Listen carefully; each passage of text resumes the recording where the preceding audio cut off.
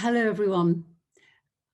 I thought long and hard about what to call what I'm going to be talking to you about. And I decided I'm just going to call it a bit of self-help because I think we all need a lot of self-help in leadership right now when everyone's fumbling around trying to work their way through so many new challenges. And I think you can't expect it all right first time, but I've just put together 5 or 6 points that I think will really help you, particularly looking for your new jobs, particularly getting yourself through the interview stages. And then when you're actually in the role, helping you to be successful and as unstressed as possible as you approach the new opportunity. So here we go. Let's see how it goes. I think, first of all, getting used to the sound of your own voice. Let's call it speaking up. I think that right now, a lot of people might be going forward for 4, 5, 6 interviews for one job. Why are they being called back on so many interviews? Well, it's because the client themselves can't make up their minds using just a flat screen and the opportunity of speaking on a Zoom or Teams, whichever. They can't make up their mind whether or not they're right in their decision making because they haven't got all the clues that they'd normally have when they've got a person, a real live animal sitting opposite them, responding to them, being amused by the way in which a question's asked. They just haven't got an animal there. They've got a flat screen. And it makes them think, have I missed something? Have I seen everything I ought to have seen? If I take this person on, will I be making a dreadful mistake? Or am I passing up on someone who I really ought to take on? They just don't know because they haven't got enough information coming across the screen. So I thought a few words about how you can help with that process, getting yourself across on the screen in a way which you wish to be presenting yourself could be really helpful. So here we go. These are some thoughts. First of all, your voice. Get used to the sound of your own voice. Try experimenting at home, record yourself on screen and then listen to the playback and do it lots of times, not just once or twice. And practice what it is you want to say and how you want to say it. So first of all, your voice. They say that music is an extension of the voice, an extension of communication, and so it is. So if you can try and practice using your voice in the same way in which music goes, that's not just on one note. It's not just the always dum-de-dum-de-dum-de-dum. It's using reflective pauses and not being frightened of the silence. It's using moderation. It's using enthusiasm to speed up perhaps something you want to say. And then if you want to give a more thoughtful response, being unafraid of taking time to reflect and making it clear by the fact you're speaking more slowly that you are reflecting on the answer that you're giving. That's just the voice, and we haven't even thought about the content yet. When you're talking about yourself, it's always more difficult. So practice again. Practice questions you know are guaranteed to come up. Why? Because they always do. And questions that you know you're not going to be quite so happy about answering. If you're reluctant to answer something, it can make the person listening feel quite ill at ease, because if you're ill at ease, they'll pick that up from you. So if you're relaxed, they will become relaxed. If you're nervous, they will become nervous about whether or not they should take you on. So practice listening to how you're giving your responses. Practice hearing something that perhaps you might find quite difficult to say and making sure it comes out the way you want it to sound and making the best of a bad job. So, for example, if you had some poor examination results and you're a younger person going forward for one of your early jobs, and someone wants to ask you why your results as poor as they were at this stage when they were as high as they were at another stage, what was going on there? And practice saying, well, my parents were going through a divorce, it was really hard, or I was really adjusting to university, I found it very difficult, and then I started to fly, or I chose the wrong course and I chose the wrong course, that I listened to my parents and my teachers instead of listening to my heart. Whatever it is that works to make sure you're getting across the enthusiasm and the reality of the person that you are, but make sure you hear it, make sure you see yourself saying it, and make sure you're comfortable with it. And that will help the real you, the animal that you are, the person who's live, flesh and blood, with all the emotions that go with being a human being, come across at the point of interview. This can be really helpful. And then the linguistics, I just talked about looking at perhaps more difficult areas of your CV. Look also at the language that you use in order to express yourself, to make sure it's expressing yourself in a positive way. You don't want to be the person who, when the interview's over, they remember as being, she said not and can't, or didn't. You want to be the one who's remembered as saying, when that didn't work, I tried this, or when this didn't work, I did that. And I found that worked very well. So you want to be that person, the person who's finding solutions and working around the challenges that life throws at all of us, rather than the person who's dwelling on the difficulties that you had to take on board. So think of it like that. And then the body language. Now, how do you want to position yourself for your talk? Do you want to be square on like that? It looks very, very fighty. It looks quite like a boxing match, doesn't it? Or do you want to be slightly more gentle, slightly more at an angle? Think about that and experiment and make sure the lighting's right. You don't want to be coming out of the dark like a cave and looking like a caged animal. You want to be coming out looking light and bright and merry, and the kind of person that people are going to want to have in the office when everyone's back in the office again. Roll on that moment. That's the kind of person you want to be. That's the kind of person you want to project. So speaking up and getting used to hearing the sound of your own voice, really important. You can even read a book for practice and listen to just how interesting you made it or didn't make it. Now, my comments there are directed at graduates, executive administrators, office managers. Doesn't matter how senior, how junior, you all need practice at this. You need practice because we're not all used to being on television, and that's effectively what you're doing. And it's horrible looking at yourself, but you're stuck with it. So get used to it and enjoy it, because you get to be good at it. The moment you get to be good at anything, it becomes enjoyable. So just be like that. And then the next thing I wanted to say was, and this is with particular relationship to the interview that you're attending, but also when you're in the job, listening. And I'd say listening skillfully. And when I say listening skillfully, I mean listening to an ongoing conversation and considering what your contribution might be when the conversation has become clear to you where it's coming from, where it's going to.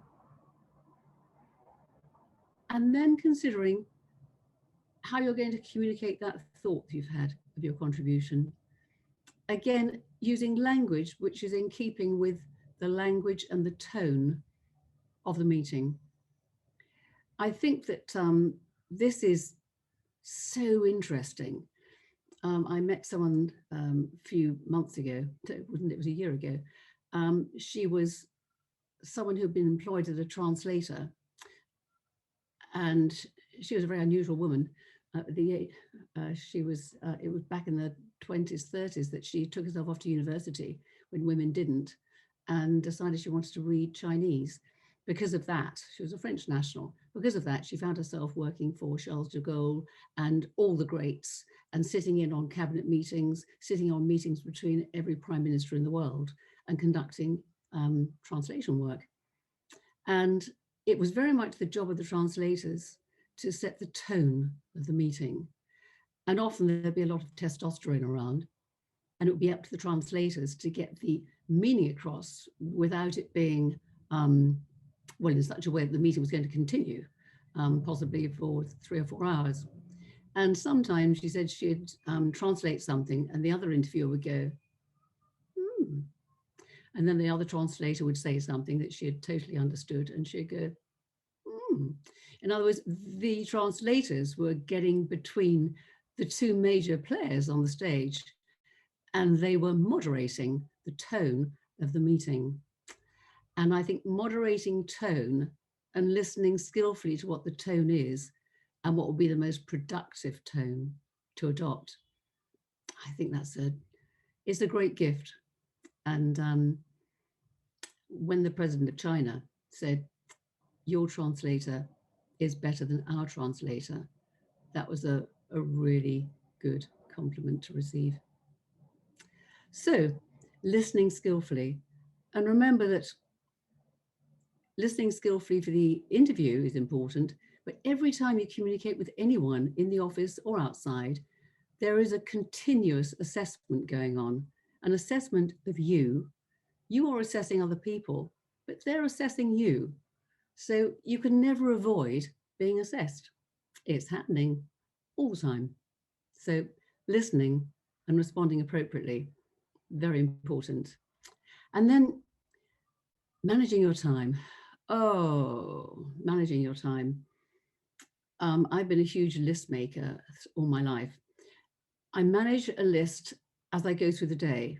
I just put down everything I need to do tomorrow or the next day or the next day with the day against it. So I might have 20 things. At the end of the day, I then go through them and I assess them in terms of urgency and very important. And that means that my 1 to 20 might suddenly start off with 20 and go back 19, 18, 17, and then 12, 11, and so on. The order becomes altered because time has altered the urgency. But that's such a wonderful trick to do. Just write down everything and then you forget nothing. That's a great way of doing things. It takes the strain off your brain. You don't have to think, have I remembered everything? Because you wrote it down at the time. So you've got ticks against everything at the end of the day, and you haven't got any kind of, oh my God, I forgot that. You've remembered everything. Brilliant. Okay. And then the fourth thing, positive thinking. Positive thinking, oh, that's easy. No, it's not. Of course it's not. It's like everything else in life. You have to practice it. But here are some wonderfully easy things to do that will help you practice it. I learned it, first of all, from a dear friend who had a wonderful way of putting his children to bed at night. Before he tucked them in, he'd say, and now we're just going to remember 3 things that we can be grateful for that have happened to us today. 3 things, and then we can go to sleep. And the children would have to come up with those 3 things. It might be, we really enjoyed our supper, or grandma was very kind to us, or when I fell over, when I put the plaster on, it stopped hurting. Whatever it was, something to be grateful for. I guess that by adopting this 3 things to be grateful for at the end of the day, and this was 20 years ago, I heard him say it, at least, it's really rooting on exactly the same information that psychologists have been using and speaking about a lot just recently. And that's the thinking trait of gratitude that just helps everything go more smoothly. So if you're in pain, the pain is reduced by feeling less stressed. If you're worrying, the worrying is reduced by thinking and dwelling on happy things rather than the negative things that were worrying you. It helps and has been shown to improve your immune system. Well, there's never been a better time for us all to be thinking about protecting our immune system. It reduces the feeling of flight or fight, fear and worry that is so conducive to everything going wrong and you reacting in an inappropriate way outwardly. But of course, it's the inward bit you have to control. If the inside of you is reacting in a very positive way to everything and finding a good route, then everything else flows from that. That's what you're emanating in your external behavior. So aim for that. Of course, that also helps your future outcomes. It also makes you a much more appealing person to spend time with. If you're someone who's always thinking of the positive outcomes, if you make a mistake and you say, hurrah, that was a rotten mistake I just made, but I'm never going to make that one again. That was really, really stupid. Then you find that people like being with you. Why? Because they're not nervous about spending time with you on the basis that you're going to be worrying them or bringing negativity into their lives. They're associating you with good outcomes, with positivity, so they want to be around you. You're a nice person to spend time with because you're not going to be adding to problems, you're going to be solving problems. And that's what we all should be looking to do. And that's what you, as an executive assistant in your team, is paid to do. And if at least you're supportive in your mood, whilst everyone else as well is trying to come up with a solution to a given thing, that is hugely helpful. Just to be the person who's not panicking is incredibly helpful. So if you like, being grateful for every single thing you can think of on an ongoing basis is a kind of preparation for what might come up and hit you the next day, or the next day, or the next day. Preparation is such a great thing in all ways. I was listening to some poor explorer the other day who was going through a swamp.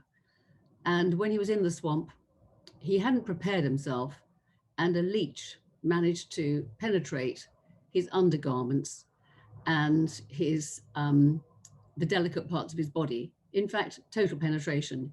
Well, it was painful for him, and the cure was painful too. He had to get out some DEET. You know what DEET is? It kind of melts plastic, and he had to apply it to his body. He applied it until, in the end, the leech thought it was more painful staying put than coming out.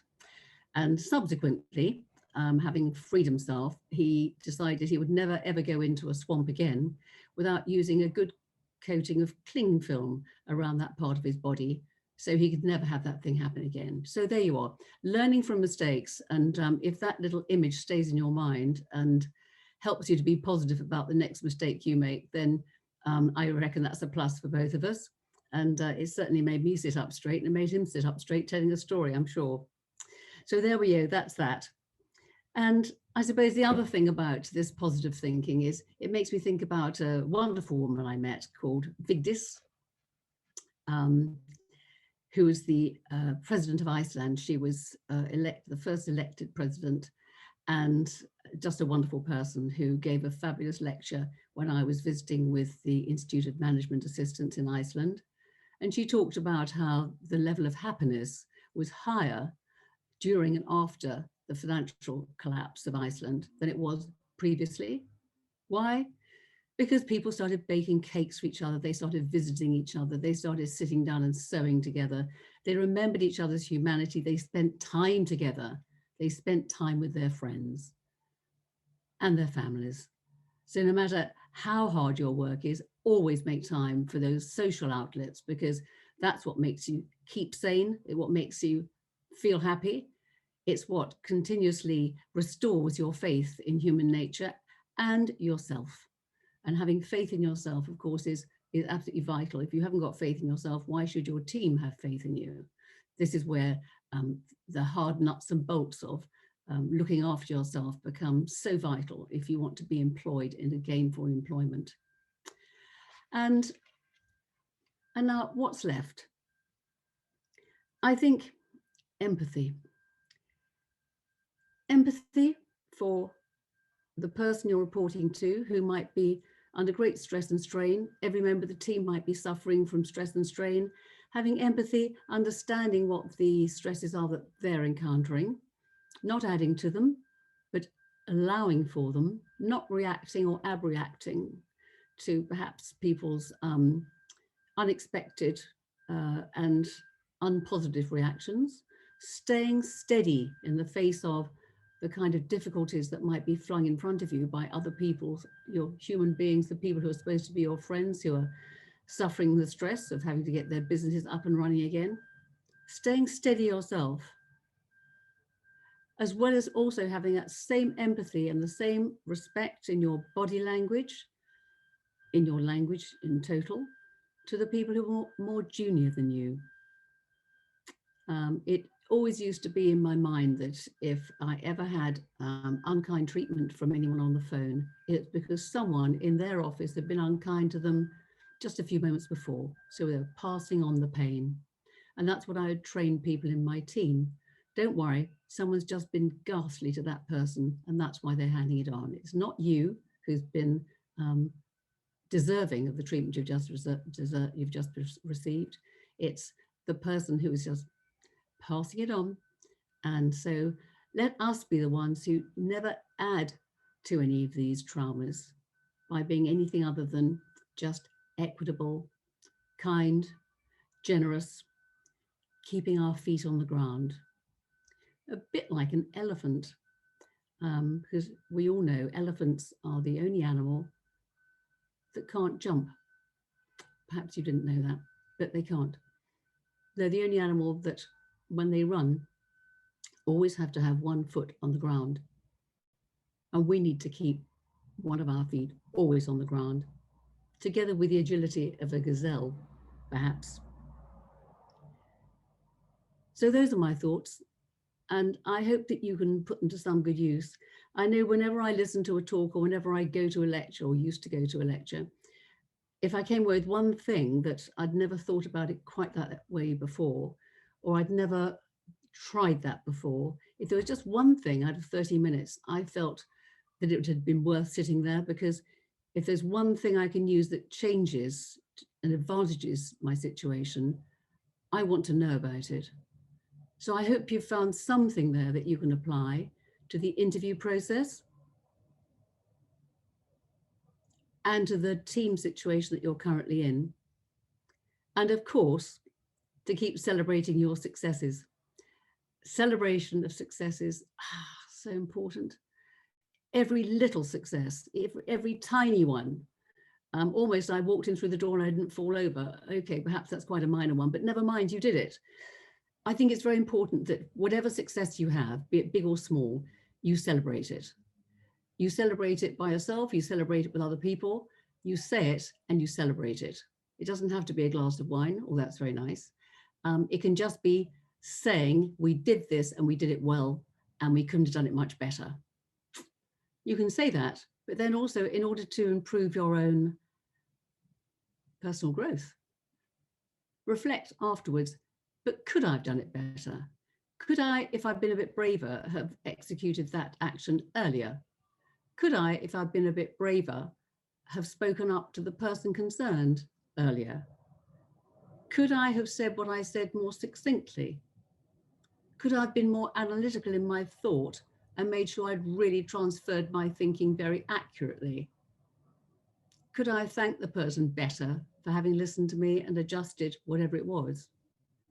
Just think about any way in which you might have done things in a more polished or sophisticated way, because we're all having to be world class all the time now.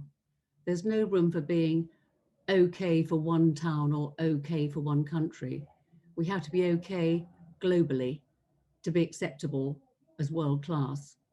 So think about measuring your success in terms of culturally, would that have gone down as well in Europe or in America or anywhere else in the world? Where else would my message have been better received? Would it have been well received in the continent of India, Africa? Could I have made my language better? Could I have put myself across in a more empathetic way? Because in the end, none of us can make anyone do anything. That's not in our power. But we can influence everyone and anyone. But you can only influence everyone and anyone if you have their ear, if they want to listen to you. And they will only want to listen to you if you're pleasant to listen to. It doesn't work very well in our role to try threatening. That's usually the last ditch stand. But it does work very well to point out the advantage to someone, to them, in taking a certain course of action. If you can always be pointing out the advantage to the other person, then if you've got it right, they'll want to follow your lead. They will want to do and follow your suggestion. So, empathy. Listening to those above you and those who are more junior than you, and making sure they're all part of your team, because you might not have the title of chief executive, but you are in many cases the chief coordinator. So that means everyone in the company is actually a member of your team. So if you want your team to behave as your team, you better look after them all, because that way you'll all be going together in the same direction with happiness. Let's hope that everything becomes easier now. But remember, everyone is having to struggle. People running their companies are struggling with new ways of achieving things. Everyone wants other people to be trying to be helpful and helping to achieve the same objectives at the same time. So it's the most demanding time for everyone in their companies. It's like coming out of a war when everything's been damaged and there's a lot of repairing to be done. And you can be a very important part of repairing all the things that need to be repaired. So I hope you found something to take away from this. I hope that you're going to be able to review your own situation and think how you can apply it to yourselves. And I wish you young people who have all the disadvantage of not being able to have the informal learning that comes from sitting beside someone else and hearing what they're saying, hearing what they're doing, and seeing and hearing why they're doing it that way. I hope that you're able to be back in the office and learning in that way, which you've been deprived of the last year, very, very soon.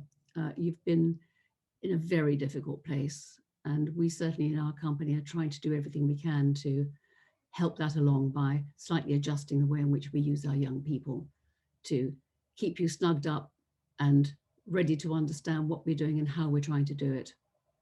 And I hope you office managers are finding also, and executive assistants have found a way of applying what I've been saying to some of your circumstances and thinking how it could be useful to you in your working day. So thank you very much for listening, and goodbye all of you. And I hope that you have a very good coming month. I look forward to speaking to you later in the year. Just before I go, I got so wrapped up thinking about you, I completely forgot about something that we're all checking out right now on your behalf. Our latest Blue Book survey is going to be handling exactly this whole question of culture and how people are handling things in different parts of the world, as far as working at distance and as far as coping with modern technology, and how that's impacting on the way in which they're working in their offices. So if you'd be kind enough to join in and help us with our survey, our Blue Book survey, we can share our findings with you. That's the Angela Mortimer Blue Book survey. It doesn't take long, and it does help all of us to have a peek inside each other's offices and see what we're all doing and learning from each other, how we can do things better, picking up tips from each other. So it would be terrific if you could join us in that. And then we'll be looking forward to sharing the findings with you. So thank you again for listening, and look forward to speaking to you later in the year. Many thanks. Goodbye.